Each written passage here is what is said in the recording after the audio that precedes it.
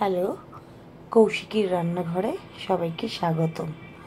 আজ আমি বানাবো মরশুমের একটি সবজি, কাঁকরোলের একটি রেসিপি। প্রথমেই আমি কাঁকরোলগুলোকে ধুয়ে রেখেছি, তারপর সেই কাঁকরোলগুলোকে আমি গোল গোল করে কেটে নিলাম। সব কাঁকরোলগুলো যখন কাটা হয়ে গেল, তারপরে আমি একটা ফ্রাই প্যানে একটু তেল দিয়ে দিলাম।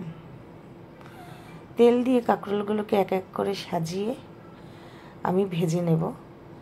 আমি নুন দিয়ে দিয়েছি, তারপর দিয়ে দিলাম একটু হলুদ গুঁড়ো, দিয়ে এপিট ওপিট করে কাঁকরোলগুলো ভেজে নিয়েছি। অন্য পাশে একটি বাটিতে কিছুটা পোস্ত, সর্ষে এবং কাঁচা লঙ্কা দিয়ে বেশ খানিকক্ষণ ভিজিয়ে রাখলাম। একটু ভিজিয়ে রাখলে বাটাটা ভালো হয়।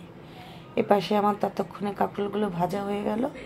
ওই তেলেই দিয়ে দিলাম একটু কালো জিরে, শুকনো লঙ্কা ফোড়ন, আর দিয়ে দিলাম একটু কাশ্মীরি লঙ্কা গুঁড়ো আর একটু হলুদ গুঁড়ো। বেশি ভাজা ভাজা হলে আবার পড়ে যাবে। সঙ্গে সঙ্গে একটু জল ঢেলে দিলাম। যখন জলটা ফুটে উঠলো, তখন তার মধ্যে যে বেটে রেখেছিলাম পোস্ত, সর্ষে, কাঁচা লঙ্কা, সেই পেস্ট আমি ঢেলে দিলাম।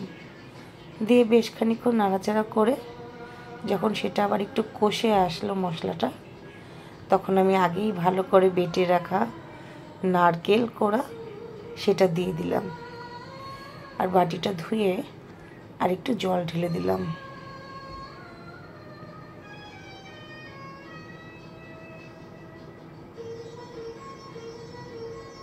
তারপর একটু নাড়াচাড়া করে সেটাকে একটু ফুটতে দিলাম।